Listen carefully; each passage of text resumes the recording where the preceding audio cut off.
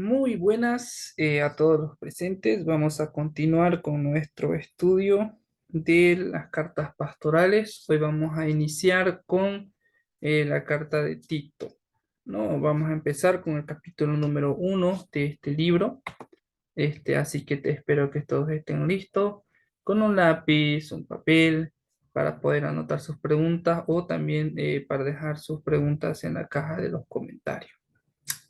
Muy bien, entonces vamos a continuar con nuestro tema y nuestra materia de cartas pastorales. Como acostumbramos, vamos a nuestras Biblias, iniciando en el capítulo 1, vamos a leer la porción bíblica a estudiar y a partir de ahí pues vamos a ir desarrollando. Bien, entonces tenemos del 1 al 4. Pablo, siervo de Dios y apóstol de Jesucristo, conforme a la fe de los escogidos de Dios y el conocimiento de la verdad que es según la piedad, en la esperanza de la vida eterna, la cual Dios, que no miente, prometió desde antes del principio de los siglos, y a su debido tiempo manifestó su palabra por medio de la predicación que me fue encomendada por mandato de Dios nuestro Salvador. A Tito, verdadero hijo en la común fe, gracia, misericordia y paz de Dios Padre y del Señor Jesucristo, nuestro Salvador. Ok, entonces vamos a iniciar con los datos del libro. Este libro, Tito, se piensa que fue escrito entre el 62 y 64 después de Cristo. Fue escrito por Pablo en su segundo viaje misionero, también en su segunda encarcelación, a Tito. Tito, que es mencionado reiteradas veces, tanto en el libro de Corintios, de primera y segunda de Corintios, unas 9 veces, y también en los libros o las cartas escritas a Timoteo, también se los menciona. Inicialmente Tito se quedó en Creta, ¿no? En Creta, que es una de las islas más grandes del mar Mediterráneo, ahí a administrar las iglesias que existían en esta isla, ¿no? Entonces Tito, podríamos decir, era un líder igual relativamente joven. Se piensa eso por las indicaciones que se va a dar en esta corta carta. Y bueno, esos son los datos que tenemos. También se tiene pues se piensa por también los datos que arroja la misma carta, que Tito fue pues llevado a los pies de Cristo a través del ministerio de Pablo, ¿no? A través del ministerio de Pablo es muy probable y más que seguro en su primer viaje misionero. Estuvo junto a Pablo también un buen tiempo, lo que le daba la suficiente confianza a Pablo para poder encargarle la tarea de liderar y ministrar a las iglesias que se encontraban en Creta. Ok, entonces con eso en mente, ya con esa introducción así súper rápida que se tiene acerca de Tito, iniciamos, ¿no? Primero Pablo, sabemos los datos de quién era Pablo, su ministerio, de dónde viene, a dónde va y todo aquello. Así que pasamos directamente a esta frase que dice siervo de Dios y apóstol de Jesucristo conforme a la fe de los escogidos. No, es interesante que Pablo deja en claro a quién sirve y quién es el que lo envía, ¿no? Siervo de Dios, ¿ok? Siervo de Dios. Recordemos que esta palabra siervo después está hablando de subyugación y servidumbre, no que esta frase siervo se relacionaba directamente a aquella persona que seguía la voluntad de su amo. Por lo tanto, Pablo con este inicio da a entender que él todos los ministerios que realiza lo hace bajo la voluntad de Dios. Apóstol de Jesucristo, como lo hemos visto en la primera carta de Timoteo, que el apóstol es este ministerio, el ministerio de apostolado, es este ministerio especial que un grupo de limitadas personas pudieron llegar a tenerlo, ¿no? Tenemos conciencia o tenemos en consideración un nombre de 14 personas, ¿no? Los 12 originales, el 13º Matías y por último Pablo el 14. No todos ellos enviados directamente por el Señor Jesucristo para la propagación del Evangelio y su palabra antes de que la Biblia fuera instituida como tal. ¿Ok? Entonces eso tal vez es un dato que faltó agregar la anterior vez, pero aquí también lo lanzamos, lo ponemos ahí para analizar. Entonces Pablo se pone aquí, se presenta como siervo y apóstol, ¿no? Enviado del Señor, siervo de Dios, ¿no? Dando a entender cuál es su fuente, dando a entender qué es lo que le impulsa, dando a entender quién es el que lo envía, ¿no? Es interesante esto. Y también acá dice conforme a la fe de los escogidos de Dios y el conocimiento de la verdad que es según la piedad. ¿No? Analicemos esto primero, ¿a qué más o menos se podría referir conforme a la fe de los escogidos de Dios? ¿No? Que podríamos decir que analizando con calma esto conforme a la fe de los escogidos de Dios. Los escogidos de Dios es un término dado a los cristianos, ¿no? A los cristianos, los cuales son escogidos para salvación. Eso ya hemos estudiado, hemos visto hablando un poco acerca de soteriología en las anteriores dos cartas. Entonces, y conforme a la fe de estas personas, ¿no? Conforme a la fe. Es muy importante entender y comprender también que el ministerio que uno realiza, uno tiene que hacerlo con fe y está sustentado también por las oraciones y fe de los demás hermanos, ¿no? Es algo muy importante de entender y comprender porque gracias a eso existe dentro de la vida del siervo un sentido de servidumbre, ¿no? Servidumbre. Tenemos también que comprender que hay una gran diferencia entre ser siervo o el servicio y el servilismo, ¿no? Pablo, si bien manifestaba su autoridad como apóstol, como pastor y como querramos decirlo, también él servía porque él estaba consciente que si bien dependía él de Dios, Dios se manifestaba a través de los hermanos y los hermanos tenían fe para con el ministerio de Pablo. Por lo tanto, es un trabajo en equipo, no solo en el área espiritual, sino en el área material. Por lo tanto, Pablo da a entender aquí eh, que, este, que este ministerio se realiza conforme a la fe de estos escogidos de Dios y también y el conocimiento de la verdad que es según a la piedad. El conocimiento de la verdad, ¿no?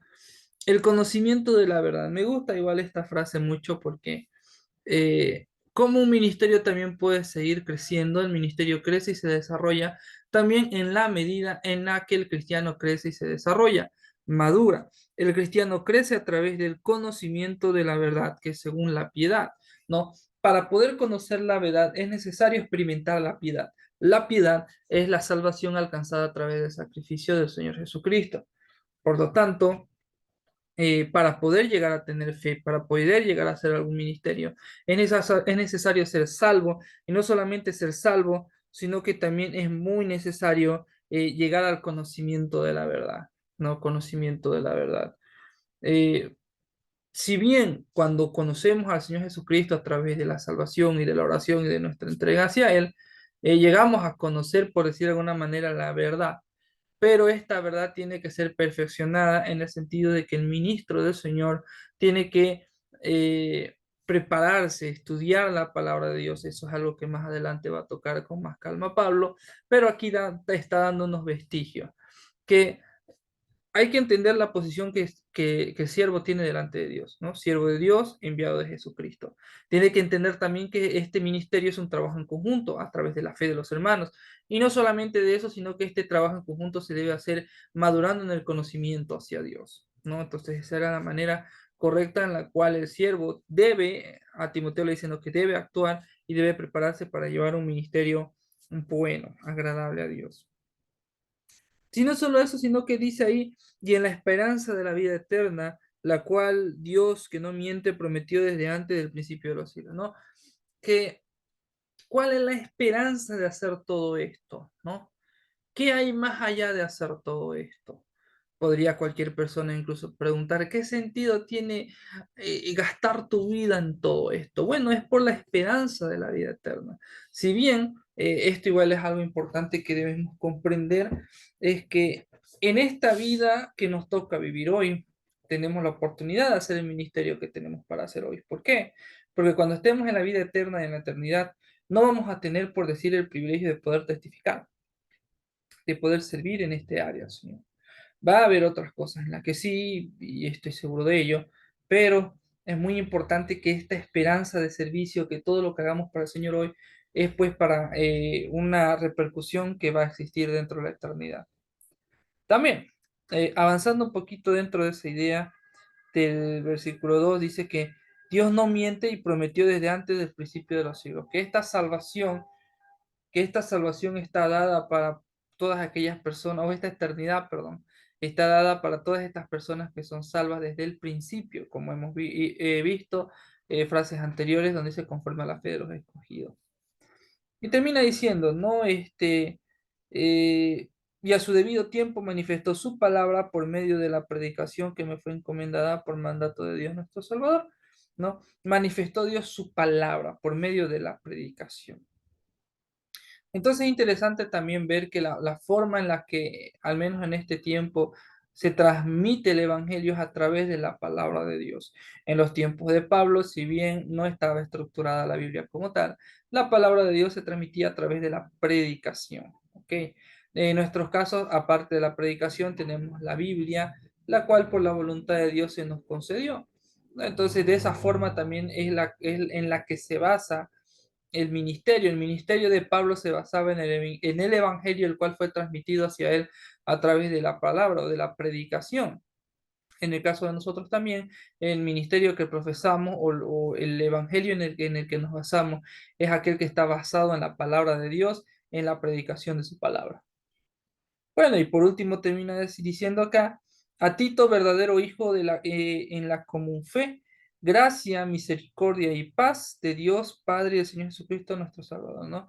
Entonces vemos y es interesante que Timoteo es llamado de una forma muy similar, perdón, Tito es llamado de una forma muy similar que Timoteo, como un hijo en la fe, ¿no? Hijo en la común fe, esa es la frase, hijo en la común fe.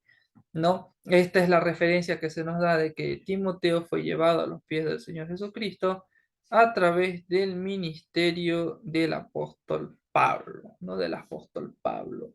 Y cierra diciendo gracia, misericordia y paz. Recordemos nuevamente, esto es una forma muy interesante en la cual el apóstol Pablo cerraba con su introducción y me agrada mucho pensar porque solamente la gracia es a través de Jesucristo, la misericordia viene a través de esta gracia dada por Dios a través de su Hijo Jesucristo y la paz solamente se alcanza una vez uno alcanza la misericordia y la gracia. ¿No? Entonces, estas tres cosas que el ser humano tanto busca, solamente la puede encontrar a través de Dios. Y entonces ese encierra o cierra la idea de la salutación. Pasemos ahora a lo que se conoce como requisitos de liderazgo y podríamos anexar ahí y cuidados contra el peligro del mundo, ¿no? ¿A qué se refiere esto? Leemos desde el versículo 5 en adelante. Por esta causa te dejé en Creta para que corrigieses lo deficiente y establecieses ancianos en cada ciudad, así como yo te mandé. El que fuera irreprensible, marido de una sola mujer y tenga hijos creyentes que no estén acusados de disolución ni de rebeldía. Porque es necesario que el obispo sea irreprensible como administrador de Dios, no soberbio, no iracundo, no dado al vino, no dependenciero, no codicioso de ganancias deshonestas, sino hospedador, amante de lo bueno, sobrio, justo, santo, dueño de sí mismo, retenedor de la palabra, fiel tal como ha sido enseñada, para que también pueda exhortar con sana enseñanza y convencer a los que contradicen porque hay aún muchos contumaces, habladores de vanidades y engañadores, mayormente los de la circuncisión, a los cuales es preciso tapar la boca, que trastornan casas enteras enseñando por ganancias deshonestas lo que no conviene. Uno de ellos, su propio profeta, dijo, los cretenses siempre mentirosos, malas bestias, glotones y ociosos.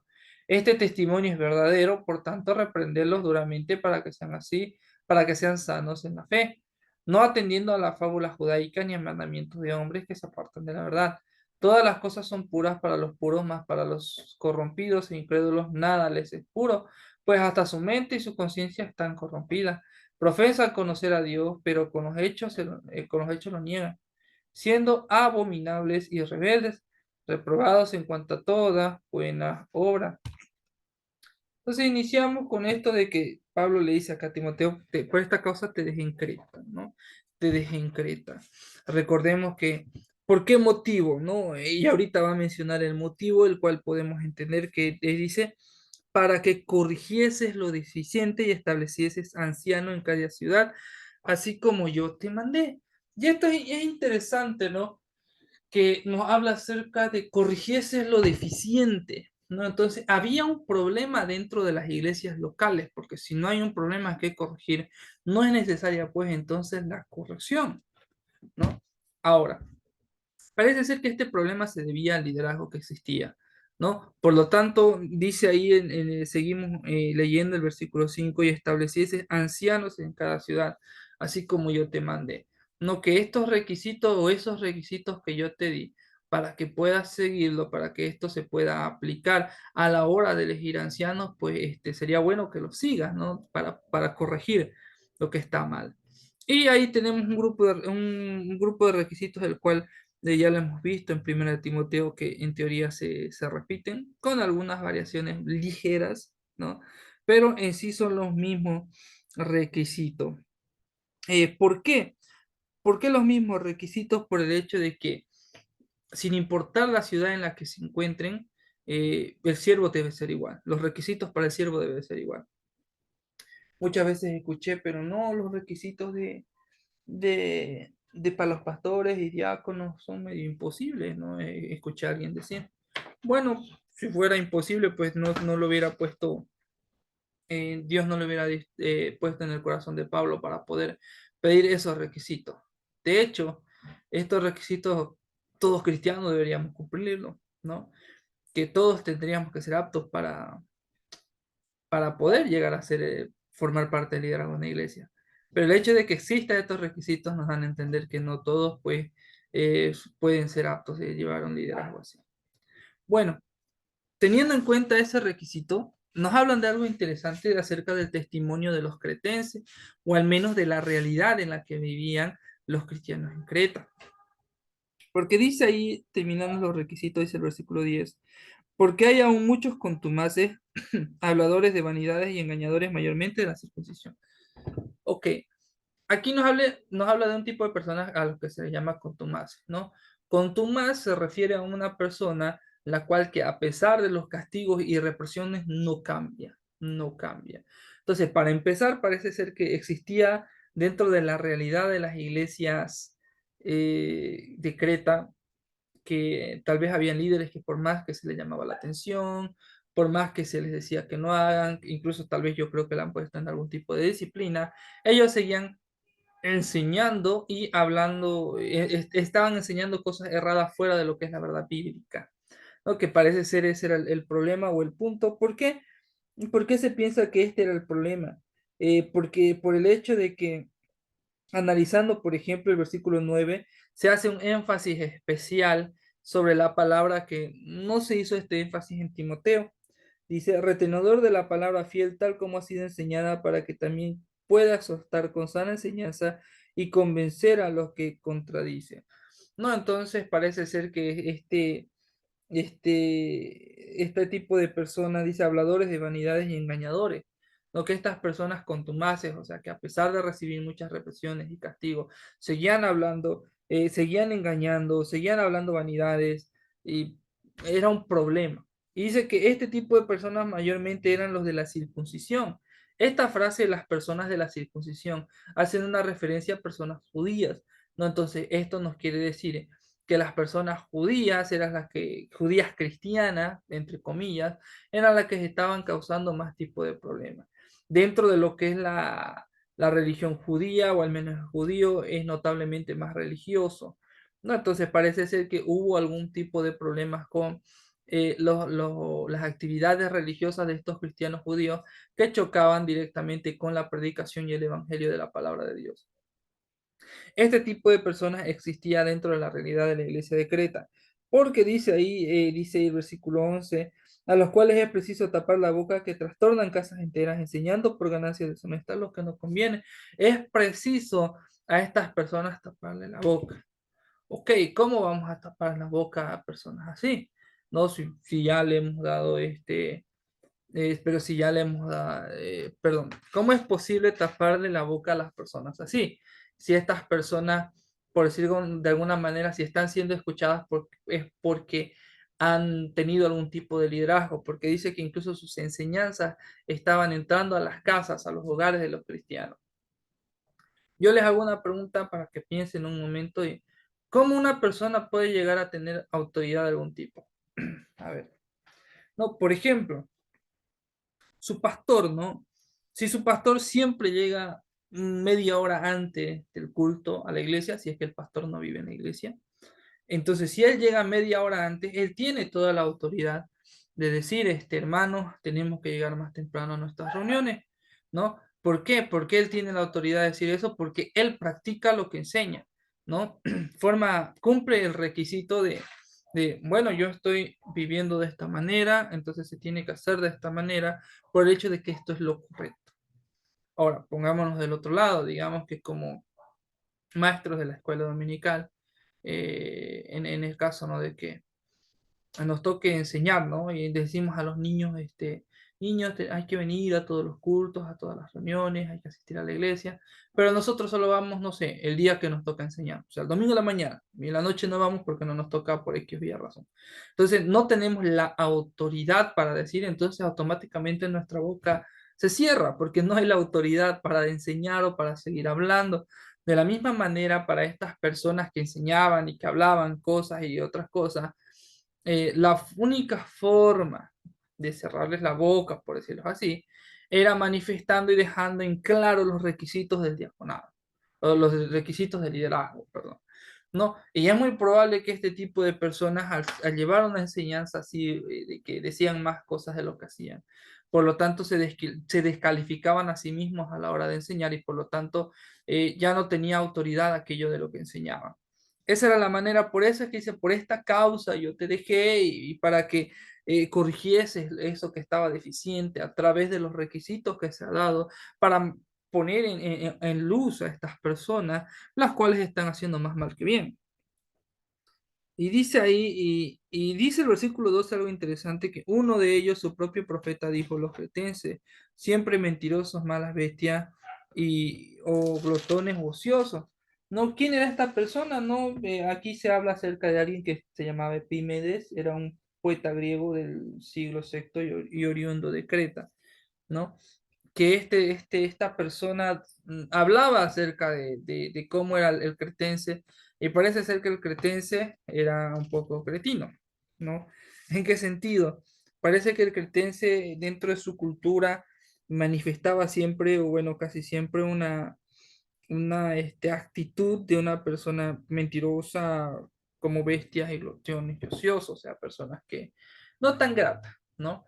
Y es interesante que Pablo le dice que lamentablemente, a pesar de ser cristianos, algunos se mantienen así, porque dice ahí el versículo 13, este testimonio es verdadero, por tanto repréndelos duramente para que sean sanos en la fe, no atendiendo a fábulas judaicas ni a mandamientos de hombres que se apartan de la verdad. ¿No? Entonces, no solamente tienes problemas dentro de la iglesia con este tipo de personas, sino que también el cretense de a pie es así, tiene este comportamiento. Por lo tanto, reprende duramente a todas estas actitudes. No tengas miedo en reprender, en recalcar lo que está mal y en arreglar tal vez las actitudes que pudieran existir que estén afectando a la sana doctrina de la iglesia. Y no solo eso, sino también dice ahí el versículo 14 que, y no atender a las fábulas judaicas ni al mandamiento de los hombres. O sea que mandamiento de hombres es una referencia interesante para referirse a estos ritos que se podrían hacer dentro de las iglesias, o por ejemplo dentro de las sectas, o dentro de los cultos de los judíos o de los cretenses. Por lo tanto, entonces Pablo dice que le advierte que va a existir de estos dos lados una presión o un ataque. ¿No? Y termina diciendo ahí, todas las cosas son puras para los puros, más para los corrompidos, incrédulos, nada les es puro, pues hasta su mente y su conciencia está corrompida. Profesan conocer a Dios, pero con los hechos lo niegan, siendo abominables y rebeldes, reprobados en cuanto a toda buena obra. ¿No? Entonces termina dándole, diciéndole, tienes que tener cuidado de estas personas, ¿ok? Todo lo corrompen, todo lo que su mente lo corrompen. Y bueno, dice ahí al final que dicen una cosa y con sus palabras, perdón, con sus palabras dicen una cosa y con sus hechos actúan de una forma diferente, son abominables, son rebeldes y están reprobados en toda buena obra. Entonces, por lo tanto, hay que tener mucho cuidado de estas personas. Entonces, podemos ver que la carta a Tito empieza fuerte, ¿no? Si bien solamente son 3 capítulos, pero empieza muy fuerte, hablándonos acerca de la base del ministerio de Pablo, siervo de Dios, apóstol de Jesucristo, a través de la fe de los hermanos y el crecimiento que existe en la verdad. También iniciando la primera parte de los requisitos de liderazgo y el cuidado que se debe tener en contra de las personas que pueden hacer daño a la iglesia local. Nos habla acerca de estos requisitos que debe existir a la hora de elegir un liderazgo, que había problemas con estos cristianos y también iban a tener algunos inconvenientes con la sociedad cretense. Ok, entonces este es un llamado a atención, no solamente para Tito, sino también pues para con nosotros, ¿no? De estar siempre listos, estar siempre preparados con la palabra de Dios, teniendo siempre la autoridad para poder enseñar, viendo que seamos aptos para poder realizar el ministerio que nos toca desempeñar. Y no solamente eso, sino que también tenemos que estar conscientes de que hay gente afuera predicando, utilizando la Biblia de mala manera u otro tipo de filosofías o estilos de vida, los cuales van en contra del Evangelio y por lo tanto tenemos que estar lo suficientemente listos y aptos para desarrollar un buen ministerio. Eh, bueno, entonces de eso se trata este primer capítulo. Este es algo corto, pero espero que me presenten el resumen pertinente de este capítulo para poder avanzar. La siguiente clase vamos a hablar directamente del capítulo 2 y 3 porque de este lunes, el próximo, me gustaría que hagamos el cierre en el seminario de forma presencial, donde se va a dar el examen final y bueno, vamos a hacer una actividad muy bonita para poder cerrar este tiempo. Muy bien, entonces hermanos, muchísimas gracias por su atención. Les voy a ir mandando cuál va a ser la tarea para este próximo lunes. Y bueno, que tengan un muy buen inicio de semana y que Dios los bendiga. Nos vemos en la próxima ocasión.